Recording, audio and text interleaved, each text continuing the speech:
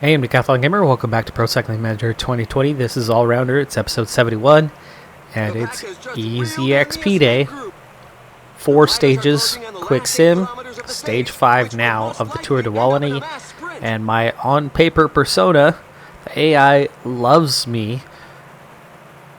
My little all-rounder thing. I mean, not only am I pulling the occasional result, but suddenly the AI is doing it as well. And what they've done for me is they've given me 4th place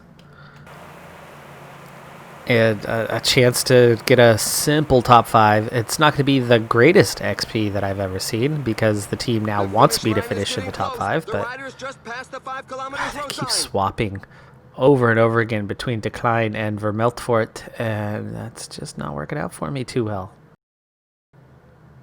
5k to go. Go ahead and gel up.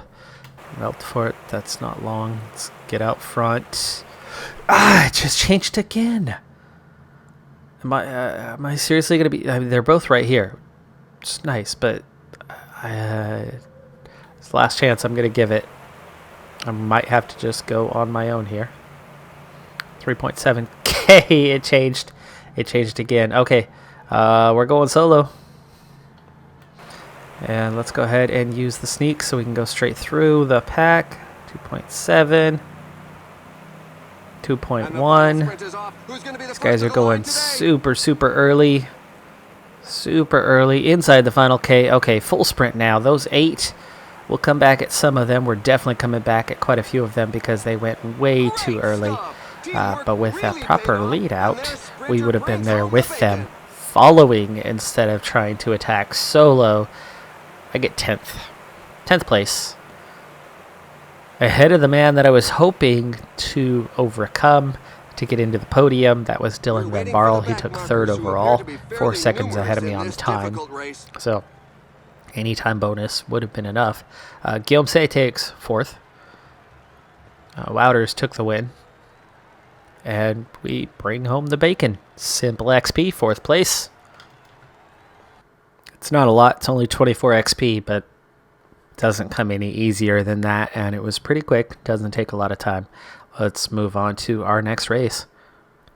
It's been almost a month since we finished up that easy race, and it's still going to be at least a week before we have any more racing to do, or close to a week anyway. But an update on the transfer market as things have gotten underway. So Adam Yates extends with Mitchelton Scott. Campenarts extends. Soler going to Jumbo Visma. Carapaz extending. Dumoulin extending. Vanderpoel extends. He's with Alpecin Phoenix. Bernal extends. Bookman, Pino, McNulty all extending, so not too many moves. Roglic heading to UAE Team Emirates. BMB, aka BMW, get Sam Bennett. Alaphilippe going to Israel Startup Nation. And Caleb Ewing extending. Let's continue forward. After bypassing a stage race with only a top 30 to speak for myself on, we head into a classic, the Druivencours Overige. This is a total unknown in the Western world, or at least in the US. Had never heard of this race, but interesting course. It is on a circuit. There is some undulation to it, but it should ultimately come down to a sprint at the end. I have a top 10 objective for this one. That's not going to be the easiest thing to manage, but should be okay. I think I can manage that based on the profile. But not much more than a top 10, as we should be out sprinted by quite a few riders. I'm on a fitness peak, so again, for the second race that we've participated in, we've drawn a little bit lower than what we should have, but certainly nothing poor. We have a +1, should be a +2, not a big deal. But there are 16 riders with a 2.5 minute gap over the field. We're in Belgium for this one. We just got water. We're down to 75k to go. It's a pretty long one. It's a little over 200k, or or almost 200K. What was it? 201. Just over. The action should intensify before too long. See, I'm starting to get just a little blinking red on the undulating parts, so we'll pick up the tempo a little bit. Let's hit in 80 here. And we might want to bring it on down to the action here relatively soon. As, yeah, I definitely see it starting to pick up, so we'll pick up the pace a little bit more. I've got 2 support riders, now 3, as it looks like we've got team leadership split. And the other group is looking quite awful. That is some really poor race day condition for a lot of guys. Degent on a -5. That's painful. All right, final 25K. Here's one of the last uphill sections. Very brief. That was it. Wonder I'm hanging on. I like the tempo though. The tempo has the peloton, at least for a moment there. It was down to just 28 riders. Now 23 this time upon review. Well, I like that. 15K to go. 23 really ups our chances of that top 10. Ineos looking pretty strong here with 4 riders right at the front. Their leader today, based on number anyway, Christopher Lawless. Yeah, I can see that.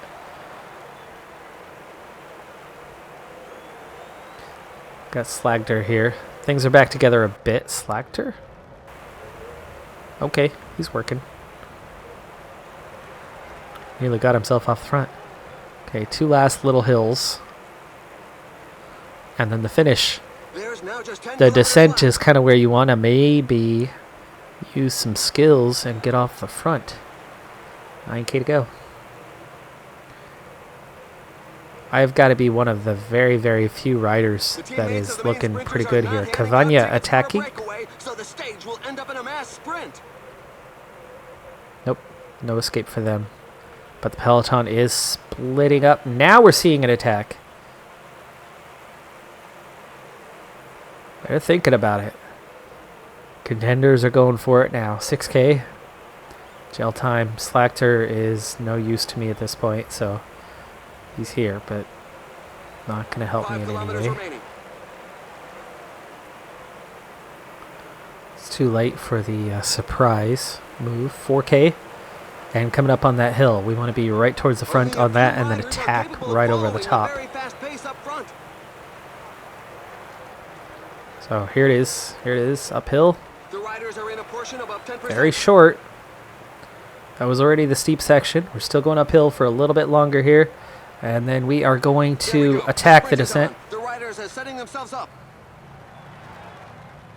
I gain a little separation, 8-second advantage, and then we try to push for the line and claim victory. He found the resources to get this 5th of the year. Cow, that was a fall. That worked beautifully. Descending skill works its charms yet again for us. Christopher Lawless, Ineos, like I said, looked very dominant. Lawless easily takes second. Ahead of Formolo. Because they wanted a top 10, it takes away a little bit in what points I could have achieved. But we do get 42, and we're also going to see the turn of the month in just a few days, and that'll be just enough to get us up to level 30. So we'll be 1 level away, I think, at that point. I believe this is our 2nd level. The quick sims of stage races have pushed me through 5 of 8 stages in the Tour of Britain thus far. Teammate Thomas Degent now has the lead after the short time trial. And I actually sit in 7th place, just 11 seconds back. I had a small advantage over much of the field from some breakaway sprint points that I had claimed in, I believe, the 1st or 2nd stage. That a good performance, while on a fitness peak, in that time trial has kept me in a strong position. It's a couple spots down from where I was, but still in the top 10. So we might be going after the final stage when we get around to it here. But before that happens, I have a decision to make. I have a deadline coming up. Groupama FDJ, that's still a couple days away, but you already know that I'm not going to accept an offer from Groupama FDJ. The unexpected one is Jumbo-Visma. Jumbo-Visma has offered a contract where I didn't think they're top-ranked team. It's only 107 points. So the downside to joining Jumbo-Visma is I'm not going to have a lot of points to affect my schedule. So I won't necessarily be able to pick and choose much. I might have to just take what I'm given. What they have, that is an extremely good top three. Van Aert, Philipsen, Evenepoel. Holy cow. Fantastic riders. Really, really like all three of them. It's a big ask. What I was aiming for was B&B. Max Schachmann, Graal, Bookman. Pretty good group. Doesn't necessarily mean anything good's going to happen for me. It's just good points. Kind of stable team in the World Tour. Don't have to worry about their status. Groupama FDJ, no way. I'm not going to bother with a bottom of the World Tour team that I'm not a fan of anyway. So, and we're definitely not staying with Beat Cycling Club for a fourth season. 3 is more than enough. So we are heading up.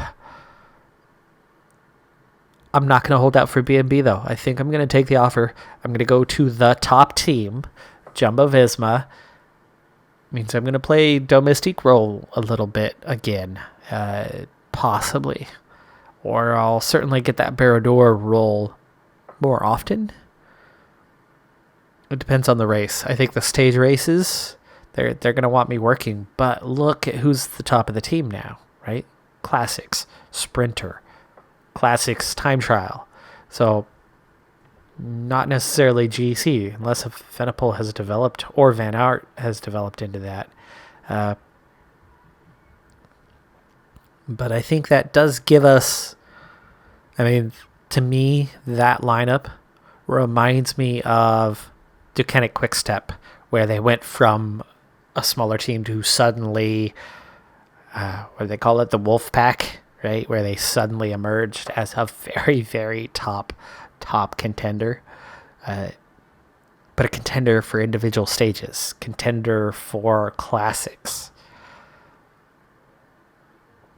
A team that could win more than any other team. But not tours. Just straight up wins. Jumbo-Visma kind of looks like that to me, at least from the layout of those top 3 riders. And that caters to me big time. So there it is. We're going right to the top of the peloton. To the World Tour. Finally. It's about time. $22,000 for the 1-year deal. It's sad that it's only 107 points, but I really don't change my schedule much at all. Maybe once we hit top level in a couple of seasons, maybe that's when we'll try to use up all the points and get exactly the races we want to be a part of, as we hopefully get to take on the role of leader that season and go for some specific races that we think we might be able to win, specifically a bunch of classics. We're going to go ahead and call that a stopping point, though. It's been a really good season. I've pulled 5 wins out of the hat. I mean, it's been surprising that we've been able to get the wins that we've been able to get. I didn't expect to be able to do that, but 5 wins is now the second most we've had of any season. In season 3, we had 6 wins. Every other season had 3 wins. So we've had 3 seasons where we had 3 total wins. We've had 1 season with 6, and now 1 season with 5. We've got time. Not a lot, though. We've got 1 month. If we can get 1 more win, I'll kind of keep my streak up. It's 3 or 6 every season. I kind of like that. It's neat how that has worked out in that way. World Tour, 52nd. But Continental, 1st place, barely. Cockard, 2nd. Say is 4th. Super Prestige, 17th. It's good points total. I'll take it. It's manageable. That is going to do it for this episode, though. I'm Decathlon Gamer. Thanks for tuning in. Be sure to hit that like button. And I'll see you next time. Have a good one. Be safe out there. And bye for now.